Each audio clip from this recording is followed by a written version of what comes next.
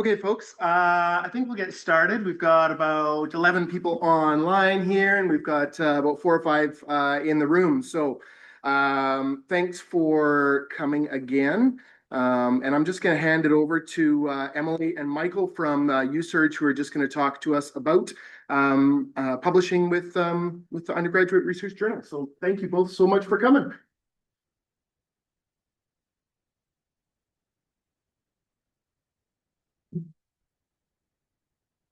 Yeah, so I'm Michael. I just spent this last term as the undergraduate editor-in-chief, or last year, I guess. This is Emily. She's our graduate editor-in-chief. Yeah, we're just gonna let you know about your options when publishing your undergraduate research here on campus. Hello.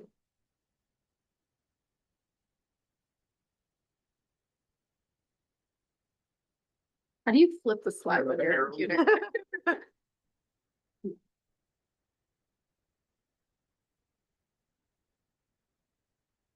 Okay, cool.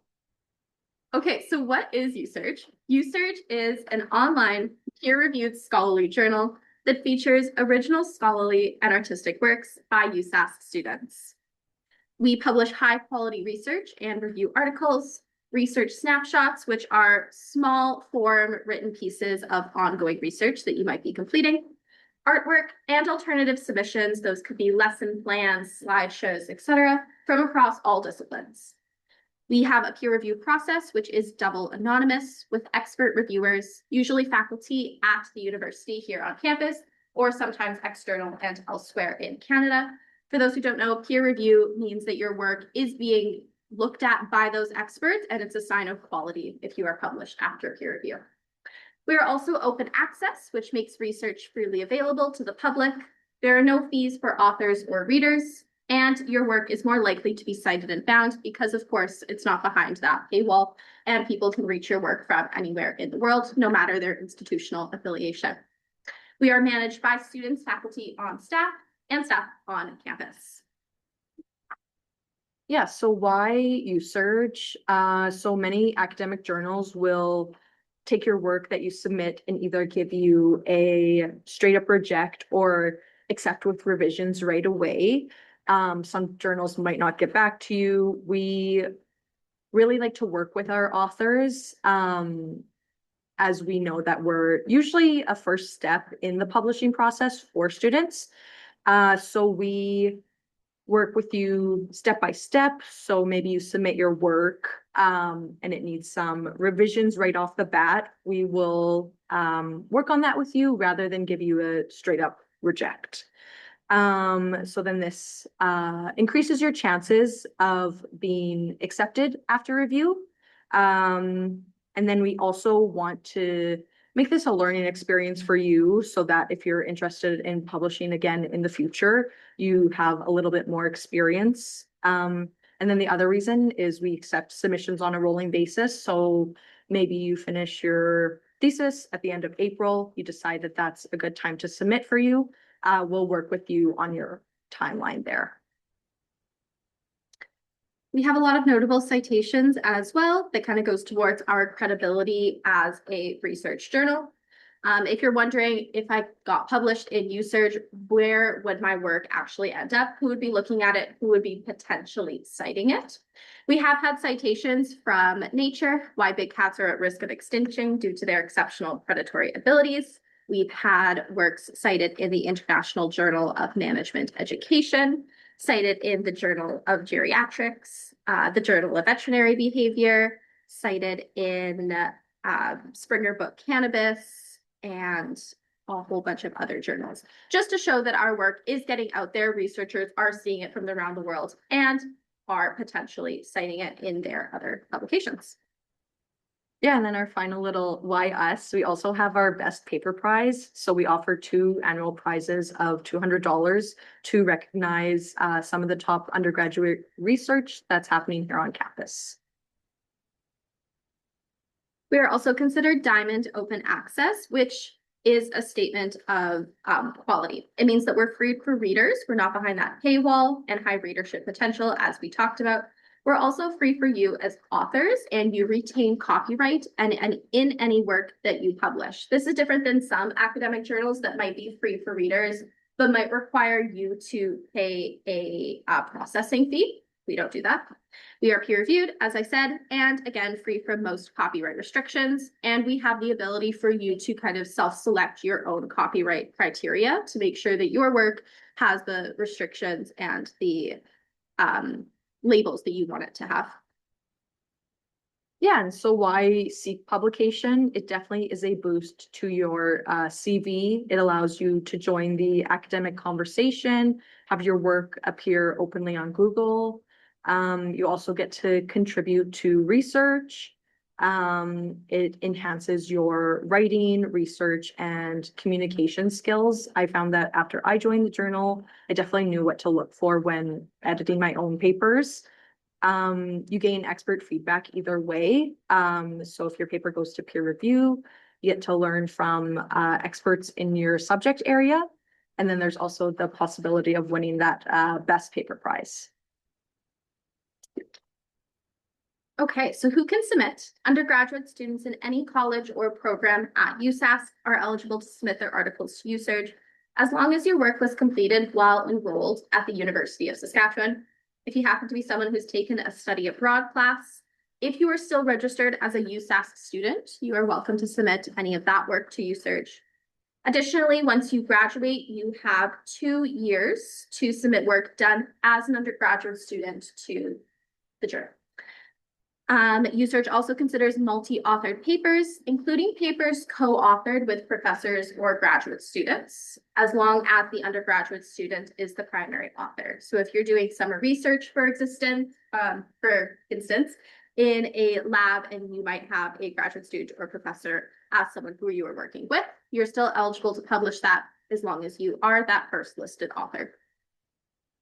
Yeah, and what can be submitted? So we accept anything that's original research or review articles. So a review article would critique or synthesize current research in a given area. So you're assessing the current state of knowledge, assessing the implications of current research, drawing new conclusions, or trying to recommend future directions. We also accept research snapshots. So this is a short form submission that goes over a research project or ongoing research that you're completing. So it's usually like a page and a half, maybe it could be up to 3 pages-ish. Up to 3 pages-ish. Yeah. And it also includes a statement from your supervisor. So you get to speak a little bit on your research experiences without necessarily sharing your the conclusions outright. And then we also submit artwork. So we had a issue come out just in April here. And we had lots of artwork submitted, which was super exciting. Submission process is a little bit different. So if you're interested in submitting artwork, just let us know. We do not accept creative writing though, as there's already quite a few options out there for creative writing submissions. Okay, so we have sections in the journal that you could submit to. You could submit to health science, natural science, humanities and fine arts, or social science, or your work might be interdisciplinary. So what does it mean to submit to each section? Well, if you're submitting to the health science and natural sciences, your research might be taking a few different forms. At the undergraduate level, some students will be performing their own experiments and creating original or primary research articles. You might also be synthesizing ideas in other primary research articles and writing a review article. So it doesn't mean that you have to be in the lab conducting your own experiments. Maybe you have 5 research articles that are from academics elsewhere, and you're bringing them together and creating a new conclusion using their work. That can also be okay. An example that we have here is just a click away, evaluating the use of positive reinforcement in equine training. And then we also have our social sciences. So this is any paper that presents original research. It could be quantitative, qualitative, or theoretical. And so this synthesizes or presents a new conclusion from existing research or literature. It could also be a review or collection of existing research. Maybe it is original and presents a new perspective. But usually this is how this differs from our humanities section is that this is usually empirical research and approaches topics traditionally. So maybe this looks like this could be political studies, sociology we get in this section, economics, psychology. Am I missing? Indigenous studies a little bit. Yeah. Sometimes, yeah. It really comes down to social science and humanities, as I'll discuss on the next slide here, has similarities, and it really comes down to how you're working with that information. So in the humanities and fine arts, we cover a broad spectrum that may deal with literature, history, philosophy, visual or performing arts, linguistics, classics, or any topic focused on the study of human culture. Such research papers focus on comparison, analysis, and or aesthetics, more than that empiricism that would be stressed in natural health or social sciences. The example we have here is one about visual narratives of guilt in American occupied Germany, which would be a history paper, but there are so many different options for what you can submit. I also want to stress that when you're submitting, if you have a work and you're like, I don't know, it might be social science, it might be humanities, but maybe it's about historical health methods, so maybe it's health studies, that's okay. Either reach out to us or submit it to us under the category that you think works best. And if we don't agree that that category works best, we'll let you know and move it for you. Yeah, and then we also have our creative and artwork section. So these are some examples of artwork that's been submitted to USURJ in the past. So we take quite a wide range of art. And if you have any questions, we always recommend reaching out prior to submitting art. And then those will all our art pieces are selected by editors and are considered to be the cover art for the issue. We also have research snapshots, which we kind of already talked about, but those are those concise overview of ongoing research that has significance and potentially any preliminary results if you have it. It might also take the form of an original mini analysis if you're doing ongoing research that you can't have in a full article yet. One thing that's important to note is that these snapshots are not peer reviewed because they are so small. However, they do undergo extensive review by our editorial board to make sure that your work is high quality. And you also need that statement from a professor in line with the work to kind of talk about the significance of what is happening. So although not peer reviewed, it still looks great on a resume because it's published and because it has those academic standards. The example that we have here are honeybees a suitable model for fetal alcohol spectrum disorders in humans, which I believe was about a 4-page kind of overview of the research that they were doing, although not complete. And then we also accept those interdisciplinary submissions. So yeah, like Emily said, it could be something in the field of psychology that looks at the history of mental illness. I'm looking at a paper right now that considers how historical memory influences media. So something that doesn't quite fit into one of the categories that we have. We're totally able to work with you to build a team to look at that paper and to find a peer reviewer who fits your field. Okay, and then we also have alternative submissions, which represent written work which contributes to research in a particular field without conforming to conventional academic practices. Those might include autoethnographic work that has a focus on positionality or reflexivity, Indigenous ways of knowing, etc. As I talked about earlier, it might also include slideshow slides. If you did a really great slideshow that has really interesting information, maybe that could be something that you publish. It might include personal reflections on your work in academia. It might also include lesson plans if you're an education student. Yeah, a whole bunch of different possibilities there depending on your discipline. And if you're ever curious about whether or not work that you've done could be publishable, reach out to us because the answer is probably maybe. Yeah, so this just goes over our peer review process here. So you begin with your editorial assessment. Usually after that assessment, we come back to you with some pre-review recommendations, some edits for you to make. Usually there's no strict timelines on these assessments. It really depends on how quickly you're wanting to move through the process. I would say majority of the time we do provide pre-review recommendations. So maybe you submitted your honors thesis as is, and we need to restructure it so that it is a more effective academic paper. And then we will go to reviewer selection and review process. So we ask you for some reviewers that you think would be, that are some reviewers that are experts in your field. We'll consider those, then your paper will go to review, and a decision will come back, either accepted with revisions, revise and resubmit, or reject. And then you will complete revisions if necessary. Your paper will go through a final decision with the journal, and then hopefully it goes to publication.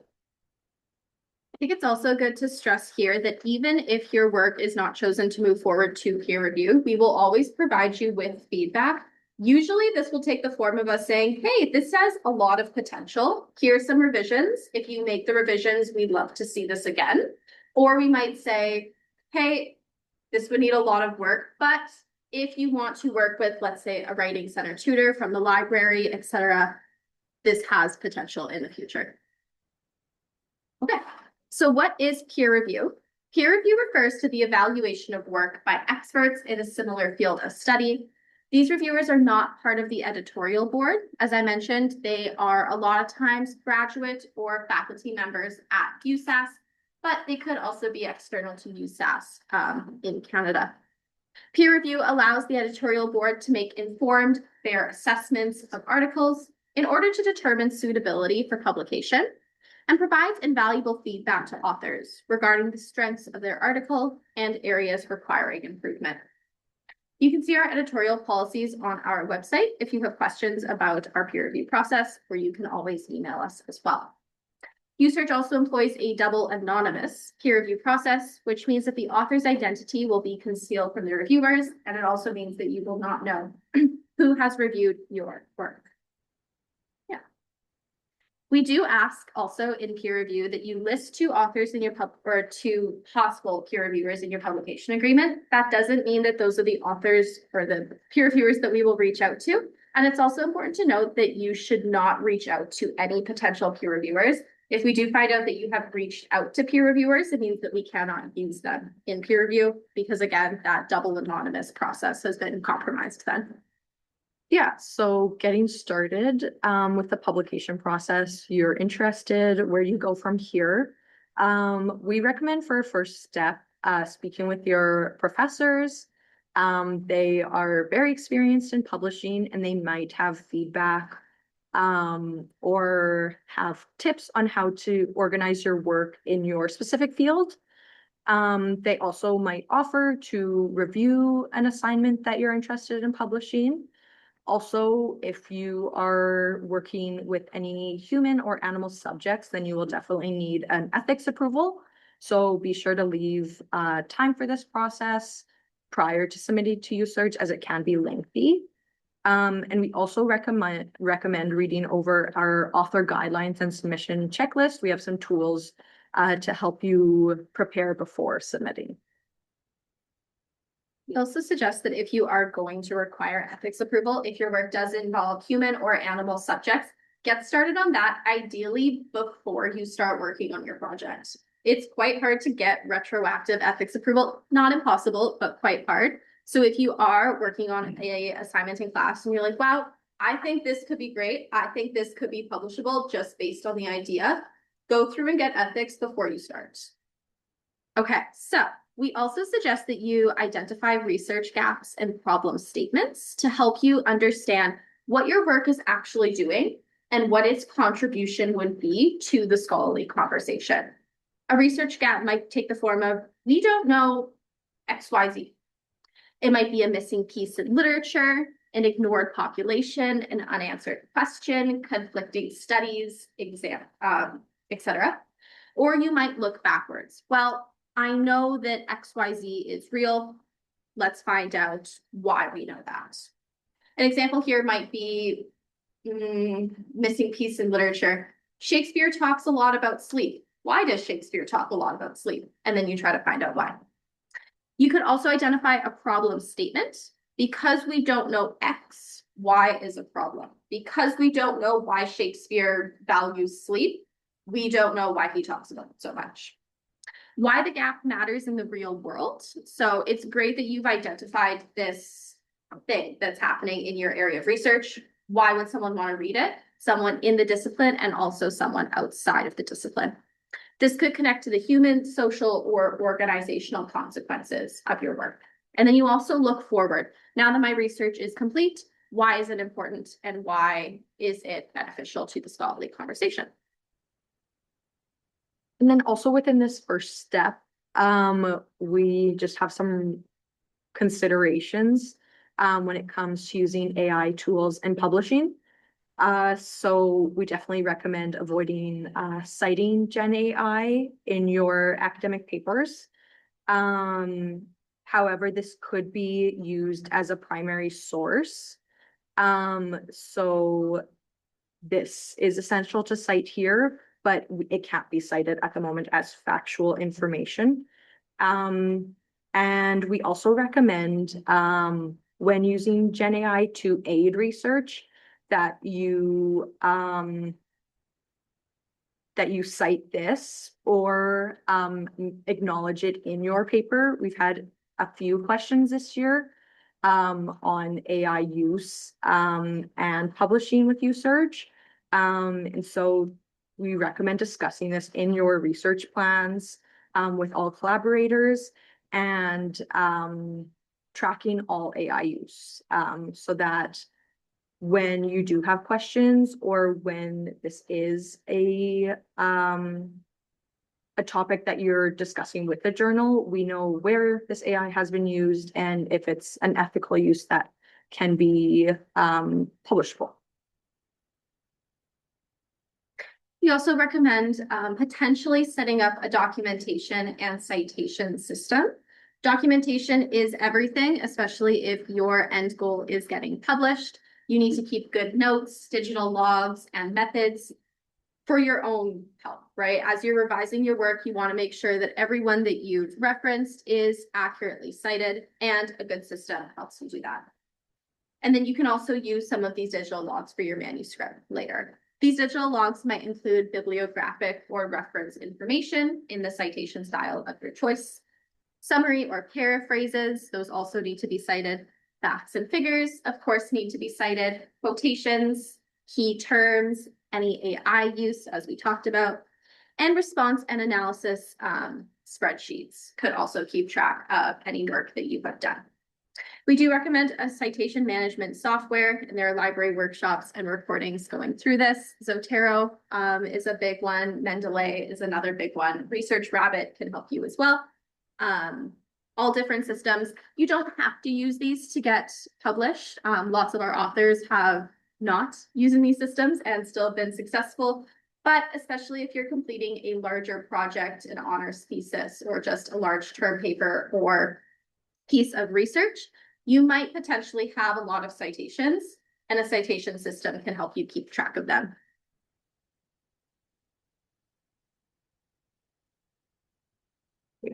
Okay, yeah, so how to engage in the invention process and look at other writing while creating an outline.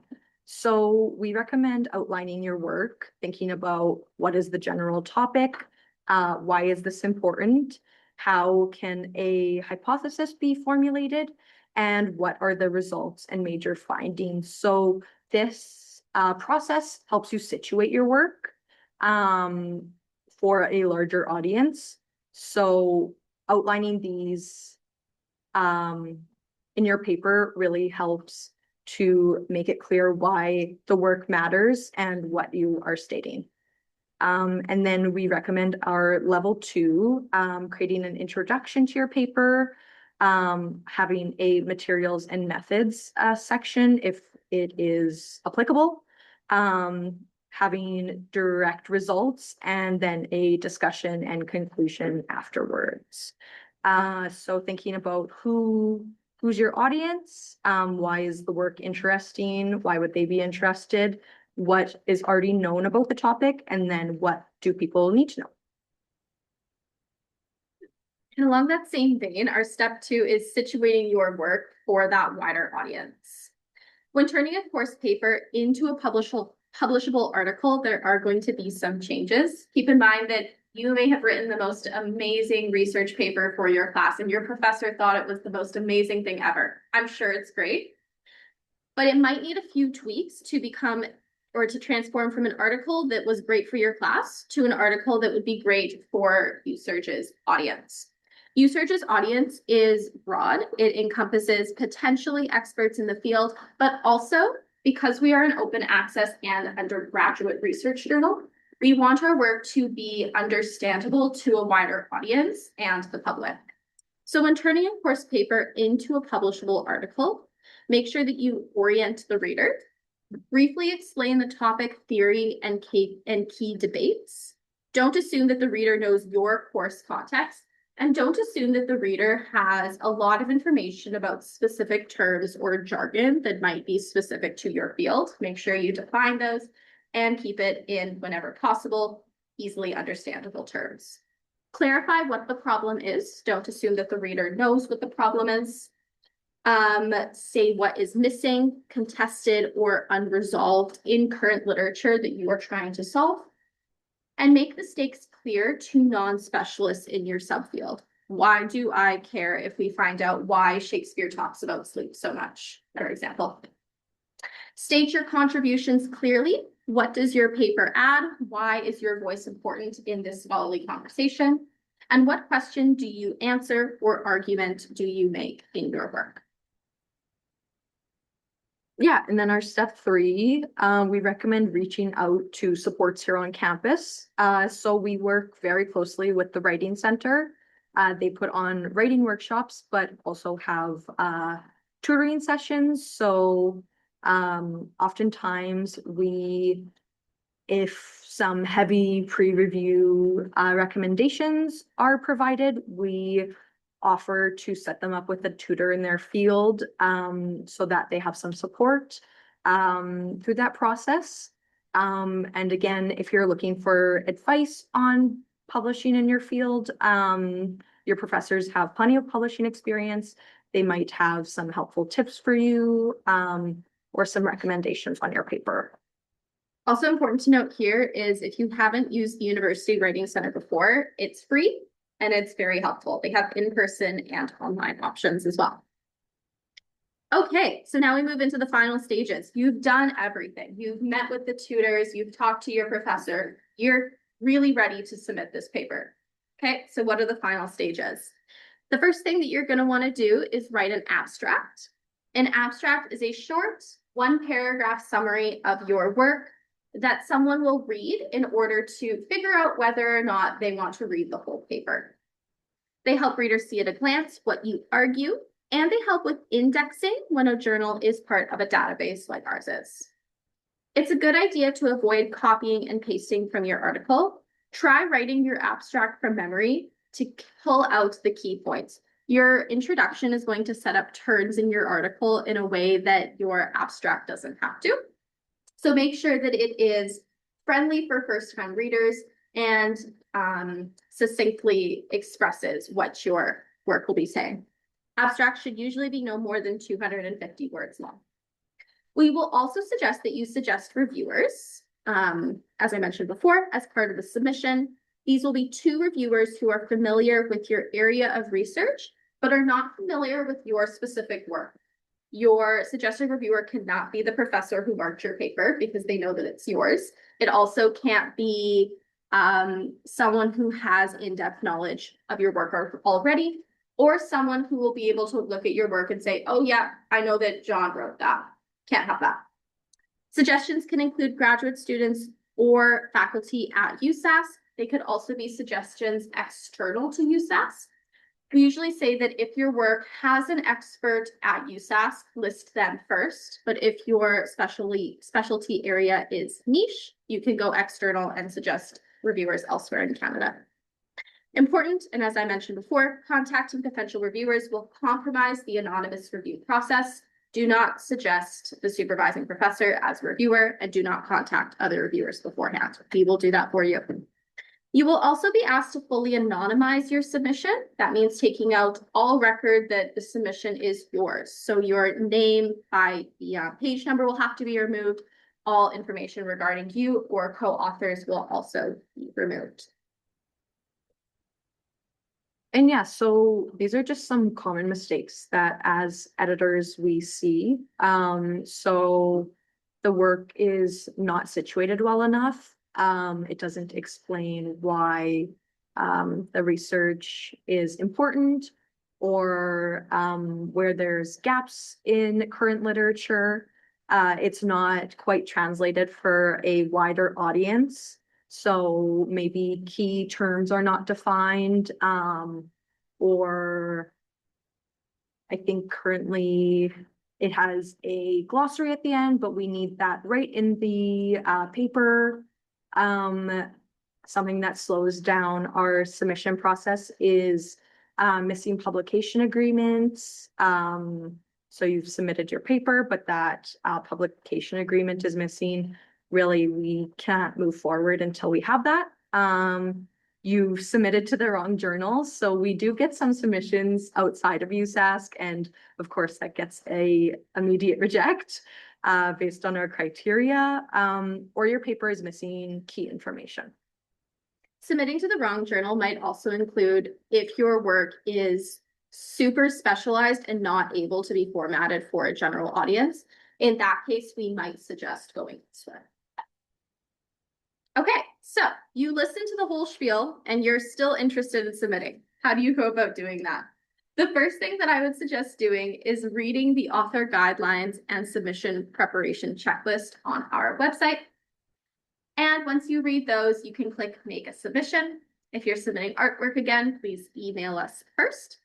If you aren't submitting artwork, and after you talk to us about submitting artwork, you can then click Make a Submission, create an account, and to fill out the details and upload the appropriate documents. We ask that you upload all documents in a doc format as opposed to a PDF so that our editors can edit your work. And we ask that you fill out the publication agreement.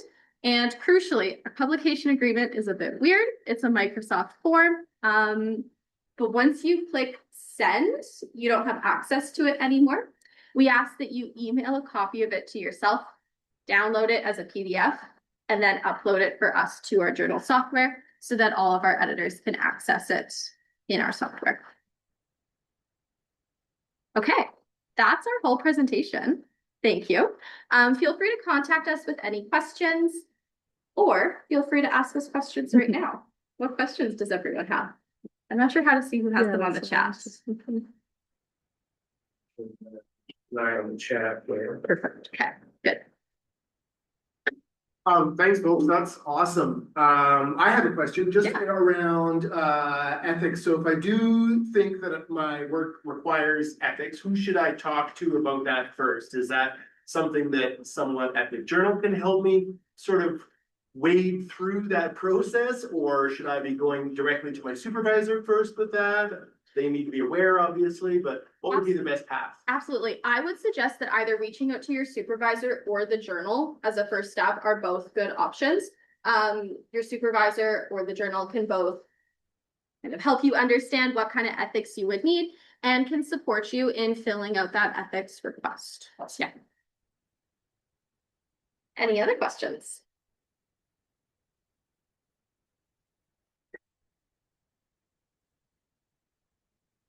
No questions? All good? I think what I like the most about the undergraduate research journal as a first place to publish for undergraduate students is that it is such a supported process through the whole thing. And so that's something you're not going to necessarily get with other journals. You'll get a flat no, and that'll be that, and you'll sort of move on. So with the undergraduate research journal, what's great is that they have folks, they want you to publish with them. They want to get that article in there. They want to sort of fill those pages. So they're working way harder than other journals will work to sort of get you there. The research snapshots, I think, is a great sort of first way to sort of dip your toe in that and sort of do it. So I love that option as sort of a first publication, and I think folks can do that early on in their undergraduate, and then work towards a full publication maybe later on, and get a couple of them under their belt before grad studies comes along. So I think those are great. And then the rolling submission timelines and deadlines, I think, is also super helpful. Because, you know, if you're working on something for a class, for example, and it's in winter term, or it's in fall term, or it's in summer term, these are all sort of, you can just keep at it and keep moving forward. Undergraduate program seems short or seems long when it's 4 years, but it'll go by fast. And to be able to sort of like build a research profile in those 4 years, that'll help you get into grad studies, that'll help you sort of start to build your research career. It goes by quick. And so just those kind of helpful things and those rolling timelines for submissions, those are all going to help you just keep moving forward with that, building your research profile. So I really appreciate those things. Yeah, your undergraduate degree does go by really quick, and sometimes our publication process, as all publication processes, might take a while. So if you're sitting on a great paper and you're like, I'll get around to it, submit it. We'll work with you on your timeline, but having it in the process really helps, especially if, as Jordan said, you're planning to go into the professional world after your degree and want that on your resume, are applying to grad studies, maybe applying to a professional program. Once you're in grad studies or professional program, it can help you secure funding. It looks great on funding applications. So all of that is important as well. Okay, we have a few questions in the chat. First one here, what is the required citation style? Any citation style that you want and that is used in your discipline.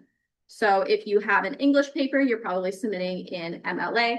If you have an education paper, you're probably submitting an APA. I know it's probably different in the sciences as well. Any citation style that you are comfortable with and that is used in your discipline.